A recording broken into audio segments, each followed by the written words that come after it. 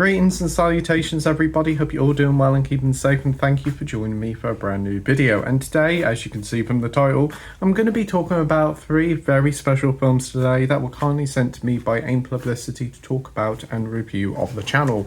There are three Russ Meyer films. I've never heard of Russ Meyer before, but I have heard of some of his films, and they've sent me three of them to talk about and review on the channel today.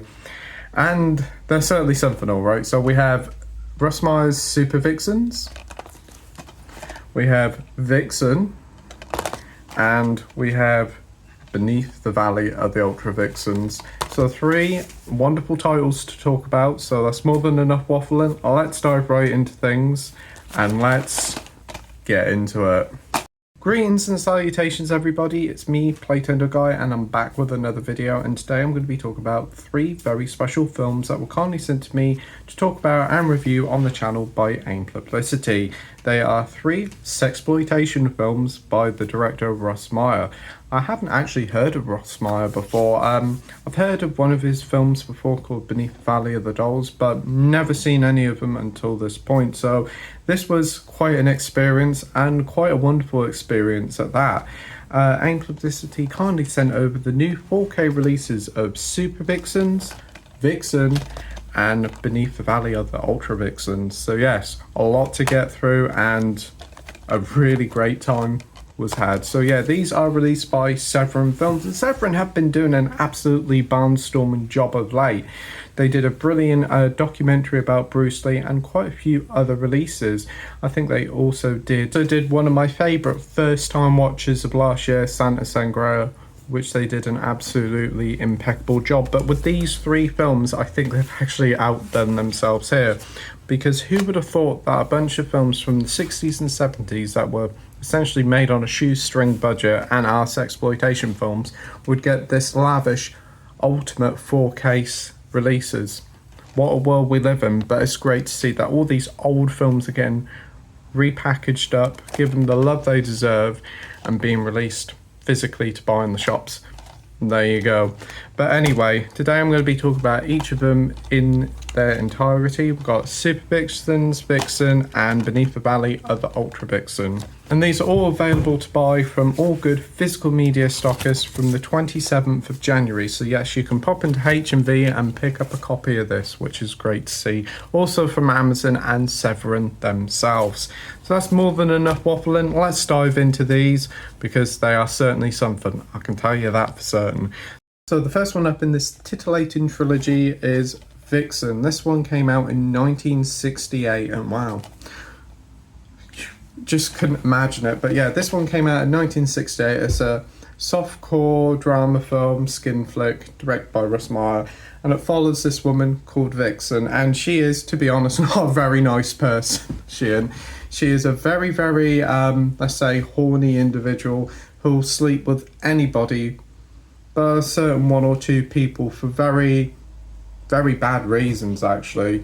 Yeah, she isn't a very nice person, and it's quite shocking how really nasty she is as a leading character. But for as nasty as she is, she's still very interesting to watch, and it can be quite funny at some times.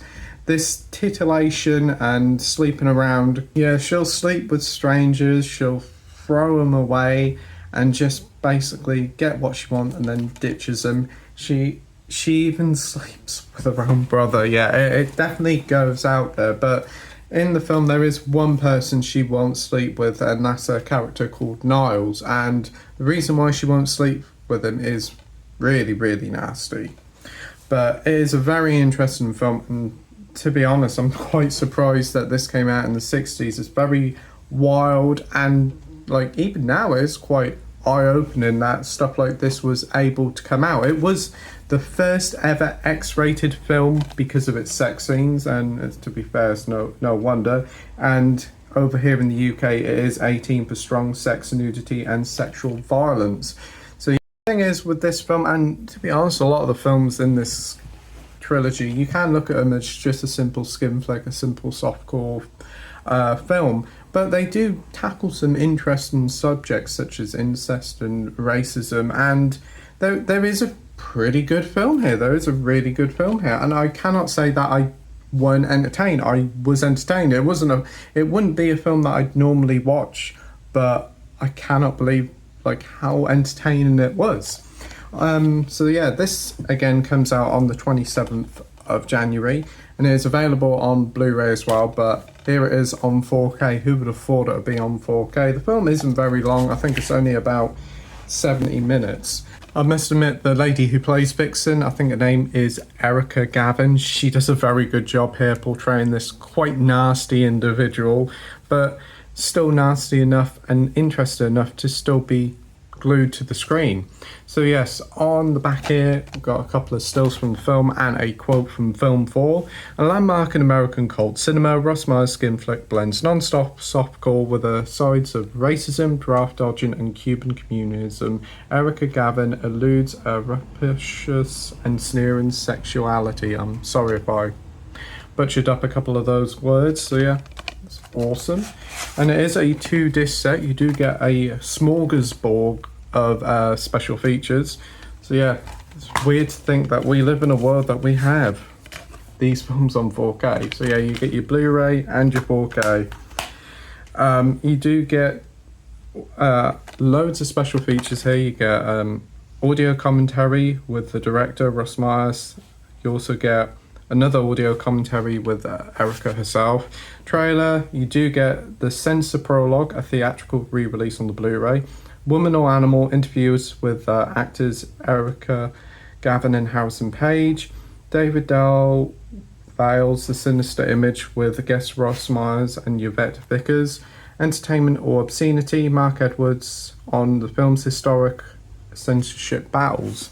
I can imagine when this was released in the 60s, it would have raised some eyebrows and certainly got a lot of controversy around it, but it is a fun little film. I mean, if you're interested in cult American cinema, this is definitely a great film to check out. So next up in this trilogy is 1975's Supervixen, again directed by Russ Myers, and this one sees a young gas station attendee called Clint, who has a hypersexual wife called, yes, you guessed it, Super Angel, great name there, who constantly harasses him at work for sex. She calls him back home because she's heard about this woman hitting on him at work. Like every woman in this film really fancies Clint, but he's only got eyes for one lady in this film. But anyway, he goes to work at a bar, and this police officer played by Charles Napier, this police officer played by Charles Napier, who's from the Blues Brothers and quite a few other projects, he comes over to respond to a police call, and Super Angel tries to get it on with him, but unfortunately the cop can't perform, shall we say, and she makes fun of him, jokes about it. So what does he do? He brutally kills her. So when Clint comes back, he finds her dead and he gets framed for the murder of Super Angel. So he goes on the run. Trying to get away, to make a run for it, Clint manages to get a hitchhike from a young couple, and the girlfriend there constantly harasses him to have sex, trying to make any way she can to get it off with him, but he doesn't want any of it. He just has one goal in mind, to try and escape and find out who killed his wife. It's a very interesting film. It tries to play it like serious with this story, but also he constantly meets people who partners want to have sex with him. You have a farmer there who has a young mail order bride who also tries it off with him several times. It's quite a bizarre but utterly entertaining and really enjoyable time, and is quite a snapshot of like cult America cinema at the time. Partway through the film, he does eventually meet up with Supervixen, who is actually played by the same lady, this lady here who played his wife earlier on in the film, and they eventually fall in love, strike up a great chemistry, and the same lady actually appears as a ghost of his former wife, commenting on the plot of the film. It is such a bizarre film, but it works. Supervixens is a lot of fun. It's probably the best of the three films. It's a lot of fun, some like a pretty decent, good story to it, and performance here, especially by Charles Napier, who plays the cop. It's probably the longest film in the collection at nearly 2 hours, but it doesn't actually feel like it. It runs really well, and there's a lot of fun, a lot of titillation to be had here. So yeah, so that's Supervixens. On the back here, we do have another quote from the Spinning Image: as entertaining as Russ Meyer gets. He ups the sex and violence count. His taste for the surreal is in full flow.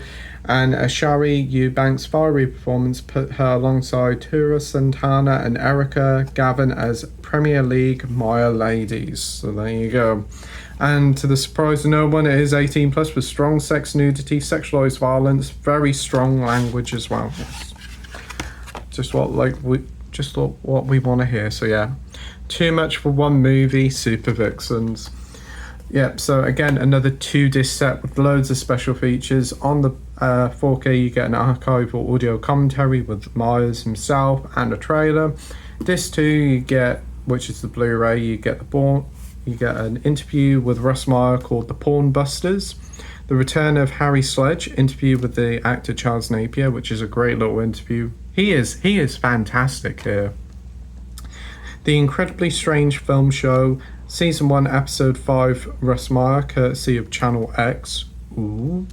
And a TV spot, again, also included on the Blu-ray. So there's a lot here to unpack. So there you go. That is the back there.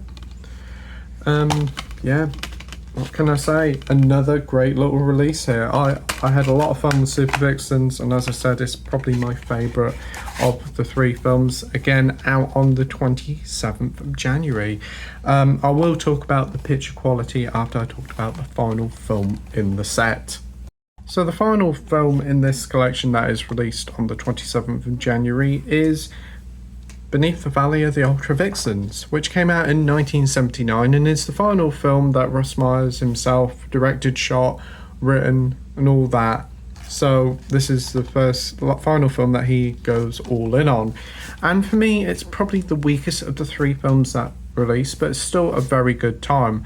The plot, there ain't really much of a plot here. It feels like a kind of a take on small town America. It's set in small town America, where it follows a couple who are having troubles with the bedroom department. So the lady does what anybody would do in this relationship. She gets herself a wig and learns Spanish. Yes, it's a very weird film. I can't really say much about the story because there isn't really much about it. It feels like set pieces upon set pieces of like sex comedy stuff, but it works. It works. I definitely preferred the previous 2 films. I thought they were really good, and I wouldn't mind watching his other film, Faster Pussycat Kill Kill, because I've heard some really good things about that and Beyond the Valley of the Dolls. It has all your traditional Russ Myers trademark stuff here. Plenty of big-breasted ladies, plenty of bonking about. It is a lot of fun. Definitely the weakest of the 3, but still a fun time. And shockingly enough, this film is co-written by Roger Ebert. Yeah, that Roger Ebert, the one from Siskel and Ebert. Yeah, this is the final film that he actually co-wrote as well. So, wow, it's hard to think that the guy from Siskel and Ebert wrote this. So yeah, this one is just over 90 minutes long. It feels...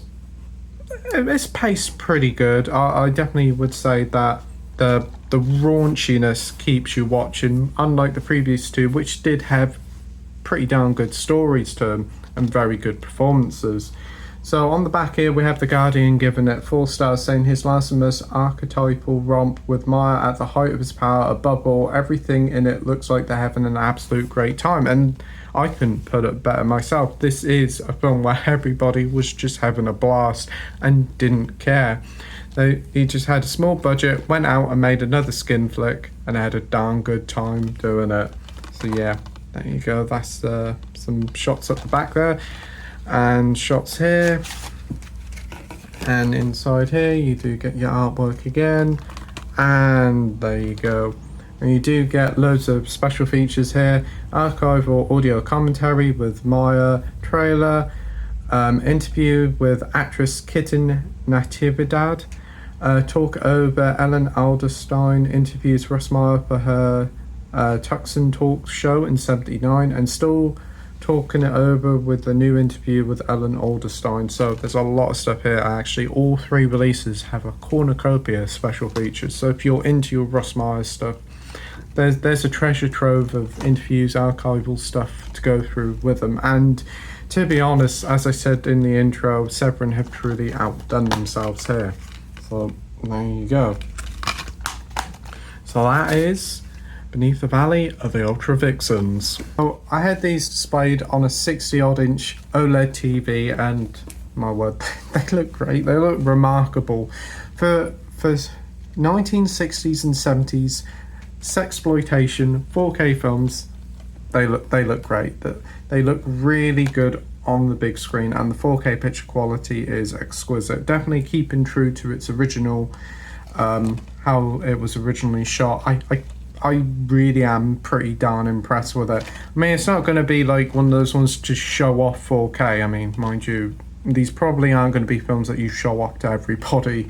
They'll probably be put in a cabinet underneath the stairs or something. But anyway, these films look great. That Severin have done remarkable work with them. Really, you can tell that they cared about these films and really wanted to give them the best output they could, and you can definitely tell that they have been painstakingly restored, and props to Severin for doing it. Props to all these companies that go out their way to find old school films and bring them back so a new generation of people can watch them and enjoy them and see how far cinema has come as well. So yeah, so really good picture quality. Audio's very good as well. I mean, you're not going to get a Dolby Atmos super amazing audio out of it, but it's still very good. I think these are all mono if I'm not mistaken. So yes, that'll do it for today. 3 great films, very enjoyable. Certainly never thought I'd be watching them, but my word, what a delight they have been. So these are available from all good physical media stockists on the 27th of January. They're available on 4K or Blu-ray, whatever takes your fancy. So we have Vixen, a really great little film. I had a lot of fun with that. The leading lady in here is fantastic. She is. We also have Beneath the Valley of the Ultra Vixens, which is a lot of fun, a lot of charm to it. And we have Supervixens, which has a great performance by Charles Napier and just a lot of fun. And that's the thing with a lot of all 3 of these films, is that they are fun, they are very funny to watch, and just a darn good time. So if you're looking for something a little bit different or want to reacquaint yourself with a bit of Russ Meyer, these are perfect to watch. And I must admit, after checking them out, I do want to check out some of his other films like Beneath the Valley of the Dolls, and also Faster Pussycat Kill Kill, if I'm not mistaken it's called. But yeah, these are available from all good physical media stockists. I'll leave some links in the comment section down below so you can go and check them out for yourselves. So yeah, thank you ever so much for watching my video. I really do appreciate it. Tell me what you think of these films or any Russ Meyer films in the comment section down below. And until next time, take care, and I'll see you soon. Bye.